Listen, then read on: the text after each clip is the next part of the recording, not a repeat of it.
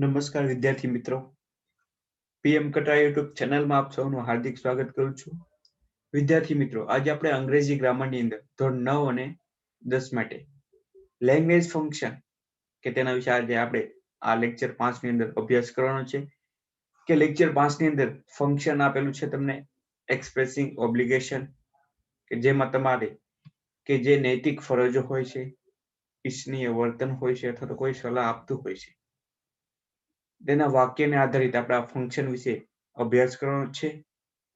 અને આપણે અગાઉના 4 લેક્ચરની અંદર પણ જોયું હતું કે પહેલા લેક્ચરની અંદર ડિસ્ક્રાઇબિંગ પાસ્ટ ઇવેન્ટ, ત્યારબાદ બીજા લેક્ચરની અંદર એક્સપ્રેસિંગ પોસિબિલિટી, ત્રીજા લેક્ચરની અંદર એક્સપ્રેસિંગ એબિલિટી અને ચોથા લેક્ચરની અંદર એક્સપ્રેસિંગ નેસેસિટી વિશે અભ્યાસ કર્યો હતો. તો વિદ્યાર્થી મિત્રો, આજે આપણે આ પાંચમા લેક્ચરની અંદર એટલે કે પાર્ટ 5 માં એક્સપ્રેસિંગ ઓબ્લિગેશન જે ફંક્શન છે તેના વિશે આજે આપણે અભ્યાસ કરવાનો છે.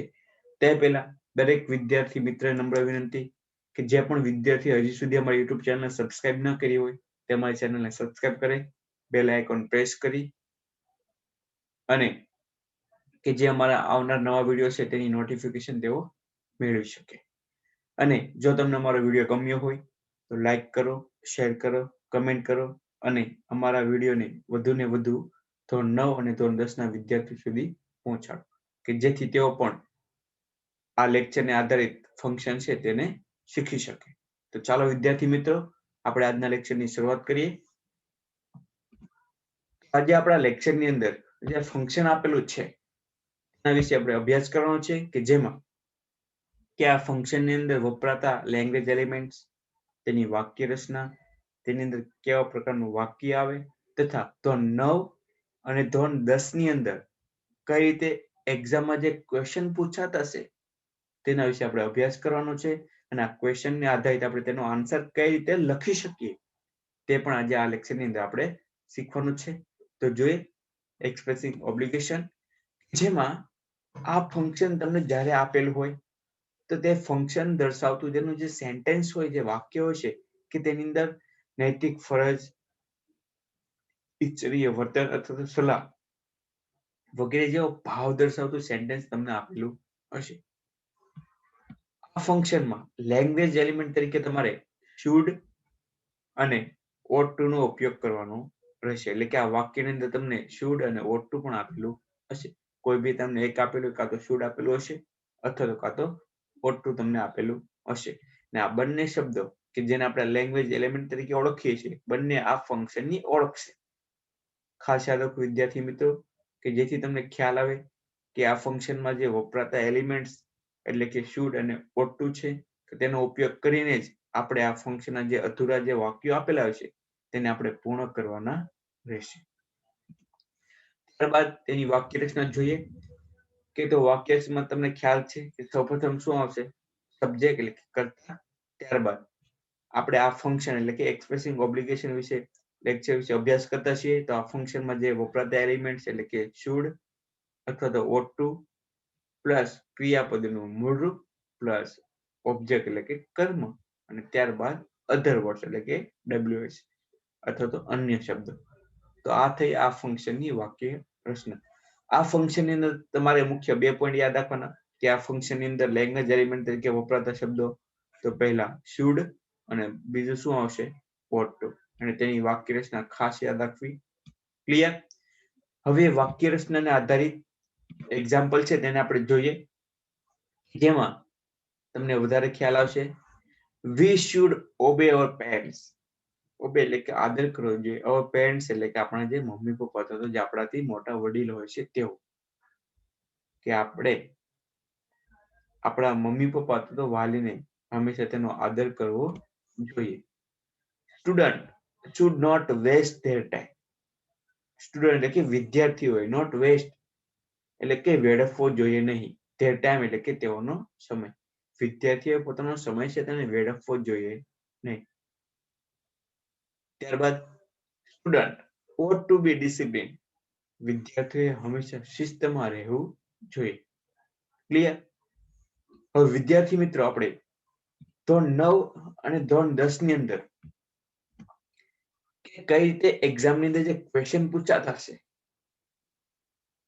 કે જેમાં તમને આપેલું છે complete the sentence using the function, કે આ ફંક્શનનો ઉપયોગ કરી તમારા વાક્યને, અધૂરું વાક્ય આપેલું છે તેને પૂર્ણ કરો. ત્યારબાદ બીજો ક્વેશ્ચન તમને આપેલો છે complete the dialogue using the function, આ ફંક્શનનો ઉપયોગ કરી અને ડાયલોગ્સને તમે પૂર્ણ કરો. અને તમને ત્રીજો ક્વેશ્ચન હશે તમારે મેચ ધ ફંક્શન, એટલે કે ફંક્શનને ઓળખો, એટલે કે જોડકું ટૂંકમાં કહી તો આ ક્વેશ્ચનને આધારિત આપણે એક્સરસાઇઝ જોઈએ અને આ ફંક્શનને આગળ શીખીએ. ક્વેશ્ચન આપેલું છે complete the sentence using the function, તમારે વાક્ય તમને આપેલું છે પણ કેવું આપેલું છે? અધૂરું. અને આ અધૂરા વાક્યને કમ્પ્લીટ કરવા માટે તમારે આ ફંક્શનનો ઉપયોગ કરવાનો છે. અને આ ફંક્શનની અંદર જે વપરાતા એલિમેન્ટ્સ તમારે ખાસ યાદ રાખવાના છે. આપણે અહીંયા આ લેક્ચરમાં એક્સપ્રેસિંગ ઓબ્લિગેશન ફંક્શન વિશે અભ્યાસ કરી રહ્યા છે. તો તેમાં લેંગ્વેજ એલિમેન્ટ તરીકે વપરાતા શબ્દો ક્યાં આપેલા છે? શુડ અને ought to.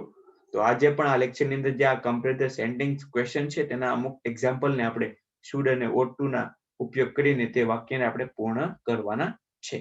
તો જોઈએ, we should not cross a road anywhere. અહીંયા તમને વાક્યની શરૂઆતમાં બ્લેક અક્ષરથી લખેલું છે અને ત્યારબાદ શું આપેલું છે? રેડ અક્ષરથી. તો રેડ અક્ષર તમારું શું હશે? બ્લેન્ક, એટલે કે ખાલી જગ્યા આપેલી છે. વી પછી તમને શું આપેલી છે? ખાલી જગ્યા. અહીંયા તમારે શુડ અને ought to નો ઉપયોગ કરીને વાક્યને પૂર્ણ કરવાનું છે. તો શું કીધું છે કે વી શુડ નોટ ક્રોસ, એટલે કે પસાર કરવો જોઈએ, રોડ એટલે કે રસ્તા પર, એનીવે એટલે કે ગમે ત્યારે. શું કીધું કે તમારે ગમે ત્યારે રોડને આરપાર જવું જોઈએ નહીં. તમારે જોવું જોઈએ કે વાહન કઈ બાજુથી આવી રહ્યા છે, ટ્રાફિક છે કે નહીં, અને ત્યારબાદ તમારે રોડને ક્રોસ કરવો જોઈએ. નેક્સ્ટ એક્ઝામ્પલ જોઈએ જેમાં તમને વધારે ખ્યાલ આવશે. સેકન્ડ એક્ઝામ્પલ આપેલું છે you should study for more hours. શું કીધું છે કે યુ શુડ એટલે કે તમારે, સ્ટડી એટલે કે અભ્યાસ કરો, ફોર મોર અવર્સ એટલે કે વધારે કલાક સુધી. જો વિદ્યાર્થીઓની એક્ઝામ નજીક હોય તો વિદ્યાર્થીઓએ જે ડેઈલીનું જે રીડિંગ કરતા હોય, અભ્યાસ કરતા હોય, તેમાં 1 અથવા 2 કલાકનો વધારો કરાય કે જેથી તેઓ સારું રિઝલ્ટ મેળવી શકે. એટલે કે you should study for more hours now, એટલે કે હવે તમારે થોડીક અભ્યાસ કરવાનો સમય પણ કેવો કરવો જોઈએ? વધારી દેવો જોઈએ. You should not wear a funny dress. વિદ્યાર્થીઓ હોય છે તેને હંમેશા ડિસિપ્લિનમાં રહેવું જોઈએ અને તેને એકદમ વ્યવસ્થિત કપડાં પણ પહેરવા જોઈએ. એટલે કે આમાં કીધું છે કે you should not wear funny dress, તમારે સારો ડ્રેસ પહેરવો જોઈએ. ફની ડ્રેસ એટલે કે જેનાથી બીજા લોકોને શું થાય? થોડીક ઘૃણા થાય, એટલે કે આપણા ઉપર હસે એવું આપણે કપડાં ક્યારેય પહેરવા જોઈએ. અને સ્ટુડન્ટ હોય તેને હંમેશા ફોર્મલ કપડાં પહેરવા જોઈએ. સ્કૂલે જાય ત્યારે એને હંમેશા યુનિફોર્મ પહેરવો જોઈએ. વગેરે બાબતોનું તેને શું કરવું પડે? ખ્યાલ રાખવો. અને બધા જે બાબતો છે તમે આ ફંક્શનની અંદર તમે એનો ઉપયોગ કરી શકો. ત્યારબાદ તમને નેક્સ્ટ ક્વેશ્ચન આપેલો છે complete the dialogue using the function. તમને ડાયલોગ્સ આપેલા હશે અને ડાયલોગ્સનો ઉપયોગ તમારે આ ફંક્શનનો ઉપયોગ કરીને તેને પૂર્ણ કરવાનો રહેશે.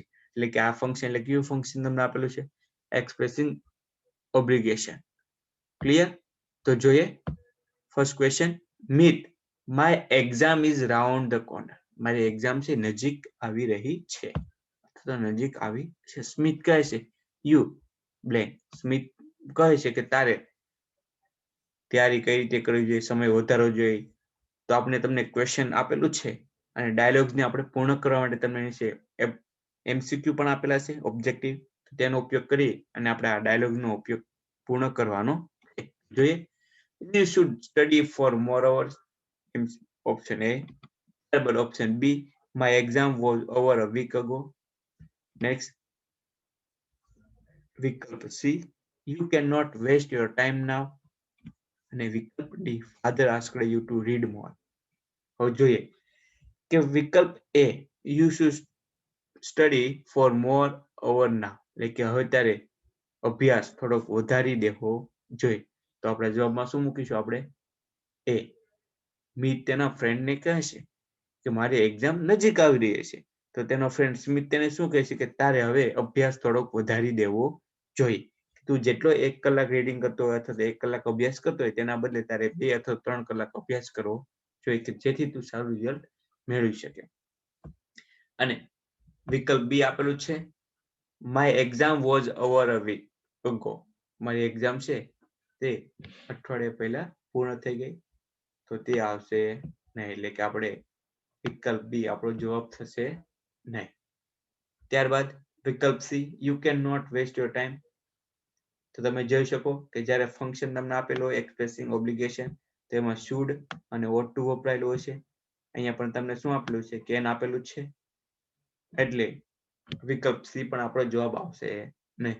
Father asked you to read more. તારા પપ્પાએ તને કહ્યું કે તારે વધારે રીડ કરવું જોઈએ, તે પણ જવાબ આવશે નહીં. એટલે કે આપણે જવાબમાં શું આવશે? ઓપ્શન એ, વિકલ્પ એ. You should study for more hour now. એટલે કે તારે હવે વધારે અભ્યાસ કરવો જોઈએ. તું જે રેગ્યુલર જે રીડિંગ કરે છે, અભ્યાસ કરે છે, તેની કરતા થોડોક વધારે અભ્યાસ કરવો જોઈએ કે જેથી તારો રિઝલ્ટ સારું આવી શકે. નેક્સ્ટ જોઈએ example. Tina, why are you laughing at me. શા માટે તું હસી રહી છે? મારા પર હસી રહી છે. તો સ્મિતા કહે છે યુ, બ્લેન્ક આપેલી છે અને આપણે આ જે ડાયલોગ્સ આપેલું છે અધૂરો, તેને આપણે પૂર્ણ કરવાનો છે. પણ કયા ફંક્શનનો ઉપયોગ કરીને? Expressing obligation. અને તેના તમને 4 વિકલ્પ પણ આપેલા છે. તો જોઈએ વિકલ્પ A, what a funny dress. વિકલ્પ B, you should not wear such a funny dress. વિકલ્પ C, I am really sorry. અને વિકલ્પ D, you look a funny as a joker. હવે જોઈએ આપણે વિકલ્પ પ્રમાણે. તમને વિકલ્પ એ આપેલો છે વોટ અ ફની ડ્રેસ. કેટલો ફની ડ્રેસ છે? તો તમારો વિકલ્પ એ આવશે નહીં. You should not wear funny dress. તો વિકલ્પ જવાબ બી શું? આપણો વિકલ્પ બી આપણો જવાબ થશે. શા માટે? ટીના કહે છે કે તું શા માટે મારી ઉપર હસી રહી છે? તો સ્મિતા કહે છે કે તું એ કેટલો ફની ડ્રેસ પહેરેલો છે. ફની ડ્રેસ એટલે કે બી એવા કપડા કે જેનાથી બીજા લોકો આપણા પર હસે. અને વિકલ્પ સી, આઈ એમ સોરી. તો વિકલ્પ સી તમારો જવાબ થશે નહીં. અને વિકલ્પ D, you look as funny as a joker. અને તું કે તારો જે દેખાવ છે એ જોકર જેવો લાગે છે. એટલે કે વિકલ્પ ડી પણ તમારો જવાબ થશે નહીં. ક્લિયર? હવે જોઈએ next example. Tina, why are you calling me in the kitchen. Tina કહે છે તેના મમ્મીને કે મમ્મી શા માટે તું મને રસોડામાં બોલાવી રહી છે? તો એના મમ્મી કહે છે યુ હેવ ગ્રોન અપ નાઉ. એટલે કે હવે તું મોટી થઈ ગઈ છે. તો યુ બ્લેન્ક ખાલી જગ્યા તમને આપેલી છે. જોઈએ આપણે વિકલ્પ પ્રમાણે. ટીના છે તેના મમ્મીને કહે છે કે શા માટે તું મને રસોડામાં બોલાવી રહી છે? તો તેના મમ્મી કહે છે તું હવે મોટી થઈ ગઈ છે. અને ત્યારબાદ તમને ડાયલોગ અધૂરો છે, તો આપણે ડાયલોગને પૂર્ણ કરીશું આ ફંક્શનનો ઉપયોગ કરીને.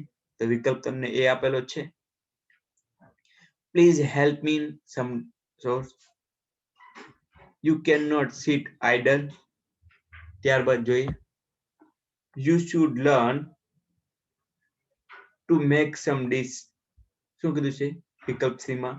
You should learn some make dish. વિકલ્પ D, you are suggested to some work. શું કીધું છે? You are suggested to do some work. તો જોઈએ આપણે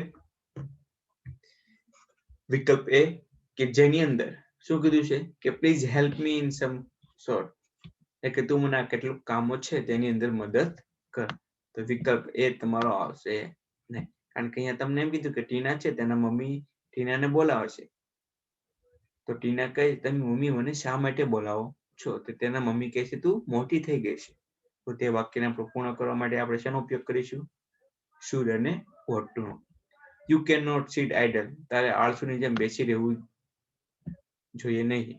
તો you can not sit idle તે પણ જવાબ થશે નહીં. અને વિકલ્પ C, you should learn to make some dishes. તારે હવે બીજી વાનગીઓ બનાવવા માટે શીખવું જોઈએ. તો વિકલ્પ સી શું થશે આપણો જવાબ. ને you are suggested to do some work. તારે કેટલું કામ પણ કરવું જોઈએ. એટલે કે વિકલ્પ ડી પણ આપણો જવાબ થશે નહીં. ક્લિયર? તો આ રીતે વિદ્યાર્થી મિત્રો તમારે એક્ઝામ્પલ લેવાના છે બીજા અન્ય, અને આ ફંક્શનને તમારે પ્રેક્ટિસ કરવા માટે, શીખવા માટે બીજા એક્ઝામ્પલને તમારે શું કરવું પડશે? સોલ્વ કરવા પડશે. ત્યારબાદ જોઈએ નેક્સ્ટ એક્ઝામ્પલ કે જેથી તમને વધારે ખ્યાલ આવે. Nisha, I have problem in physics. What should I do? શું કહે છે કે નિશા તેના ફ્રેન્ડને કહે છે કે મને ફિઝિક્સ સબ્જેક્ટમાં થોડી પ્રોબ્લેમ છે, તો તું મારા માટે, તો હું શું કરું? તો મીતુ કહે છે યુ બ્લેક. શું કહે છે? નિશા કહે છે કે મને થોડી ફિઝિક્સમાં પ્રોબ્લેમ છે, કેટલાક એક્ઝામ્પલ છે તે મને ગણી શકતી નથી, તેને સોલ્વ કરી શકતી નહીં, તો હું શું કરું? તો મીતુ છે તેની ફ્રેન્ડને નિશાને કહે છે. તો આપણે એમસીક્યુ તમને આપેલા છે, તો જોઈએ. You may stay at home and work hard. તું ઘરે રહી શકે અને વર્ક હાર્ડ એટલે કે તું વધારે મહેનત કરી શકે. વિકલ્પ B, I don't like physics. મને ફિઝિક્સ ગમતું નથી. I can not help in this problem. હું આ તારી જે પ્રોબ્લેમ છે તેમાં મદદ કરી શકી નહીં. You should go to your physics teacher for guidance. તારે તારા ફિઝિક્સ ટીચર પાસે માર્ગદર્શન લેવા માટે જવું જોઈએ. તો જોઈએ કે વિકલ્પ તમને એ આપેલો છે. You may stay at home and work hard. તારે ઘરે રહી અને મહેનત કરવી જોઈએ. તમને ખ્યાલ છે કે આપણે એક્સપ્રેસિવ ઓબ્લિગેશન ફંક્શનનો અભ્યાસ કરી રહ્યા છીએ, તેની અંદર વપરાતા શબ્દો તરીકે શું આવશે? લેંગ્વેજ એલિમેન્ટ તરીકે શુડ અને ought to. તો અહીંયા તમને મે આપેલું છે, એટલે અહીંયા તમારે વિકલ્પ એ શું થશે? જવાબ આવશે નહીં. ત્યારબાદ વિકલ્પ બી માં આઈ ડોન્ટ લાઈક ફિઝિક્સ. મને ફિઝિક્સ ગમતું નથી, તો તે પણ તમારો જવાબ થશે નહીં. અને વિકલ્પ C, I can't help in this problem. શું કહે છે કે વિકલ્પ એ વિકલ્પ C, I can not help in this problem, એટલે કે હું આ તારી જે સમસ્યા છે તેમાં મદદ કરી શકી નહીં. તો વિકલ્પ સી પણ તમારો જવાબ થશે નહીં. અને વિકલ્પ ડી આપેલો છે, you should go to your physics teacher for guidance. કે તારે તારા જે ફિઝિક્સ શિક્ષક છે તેની પાસે જવું જોઈએ થોડુંક માર્ગદર્શન મેળવવા. તો તમારો જવાબ શું થશે? જવાબમાં આવશે ડી વિકલ્પ. ક્લિયર? જોઈએ આગળ નેક્સ્ટ લાસ્ટ ક્વેશ્ચન, અને ત્યારબાદ આપણે આજનો લેક્ચર છે તે અહીંયા પૂર્ણ કરીશું. ફરી પાછા નેક્સ્ટ લેક્ચરમાં મળીશું નવા ટોપિક સાથે. Student, sir, let's some arrange DJ party in our school. Student તેના શિક્ષકને કહે, સર ચાલો આપણે આપણી સ્કૂલમાં ડીજે પાર્ટીનું આયોજન કરીએ. ટીચર કહે, નો વી. પછી બ્લેન્ક આપેલી છે, તો એને બ્લેન્કને પૂર્ણ કરવા માટે આપણે જે ફંક્શન છે તેનો ઉપયોગ કરી અને આપણે આ ડાયલોગને પૂર્ણ કરીશું. તો જે વિકલ્પ તમને આપેલા છે, વિકલ્પ એ અરેન્જ ઇન લાસ્ટ યર. આપણે લાસ્ટ યર અરેન્જ કરીશું, એટલે કે ગયા વર્ષે અરેન્જ કર્યું હતું. વોટ એન આઈડિયા, શું વિચાર છે. We should not create noise pollution. આપણે ધ્વનિનું પ્રદૂષણનું નિર્માણ કરવું જોઈએ નહીં, અથવા તેને ઉત્પન્ન કરવું જોઈએ નહીં. We not arrange DJ party this year. આ વર્ષે આપણે ડીજે પાર્ટીનું આયોજન કરી શકીશું નહીં. તો તમે જોઈ શકો છો કે આપણે એક્સપ્રેસિંગ ઓબ્લિગેશન ફંક્શનનો અભ્યાસ કરીએ છીએ, તો તેની અંદર વપરાતા શબ્દો તરીકે શુડ અને ought to થશે. તો વિકલ્પ એ તમારો જવાબ થશે નહીં. અરેન્જ ઇન લાસ્ટ યર, આપણે ગયા વર્ષે ડીજે પાર્ટીનું આયોજન કર્યું હતું. ત્યારબાદ વિકલ્પ બી, વોટ એન આઈડિયા, કેટલો શું વિચાર છે, એટલે કે તે પણ આપણો જવાબ થશે નહીં. અને we should not create noise pollution, એટલે કે આપણે ધ્વનિનું પ્રદૂષણ કરવું જોઈએ નહીં, અથવા તો અવાજ પ્રદૂષણનું કરવું જોઈએ નહીં. એટલે કે આપણો વિકલ્પ શું થશે? સી આપણો જવાબ થશે. અને વિકલ્પ D, we not arrange DJ party this year, એટલે કે આ વર્ષે આપણે ડીજે પાર્ટીનું આયોજન કરી શકીશું નહીં. ક્લિયર? તો આ રીતે વિદ્યાર્થી મિત્રો તમારે બીજા કેટલાક એક્ઝામ્પલ લેવાના છે, અને આ ફંક્શનના જે ક્વેશ્ચન હોય તેને શીખવાના છે. તો ફરી પાછા નેક્સ્ટ લેક્ચરમાં મળીશું નવા ટોપિક સાથે. Thanks for visit our channel. અને હજી સુધી જે પણ વિદ્યાર્થી મિત્રોએ અમારી ચેનલને સબસ્ક્રાઇબ ન કરી હોય તે ચેનલને સબસ્ક્રાઇબ કરે અને બેલ આઇકોન પ્રેસ કરી અને અમારા નવા આવનાર વિડીયોની નોટિફિકેશન મેળવી શકે. Thank you very much.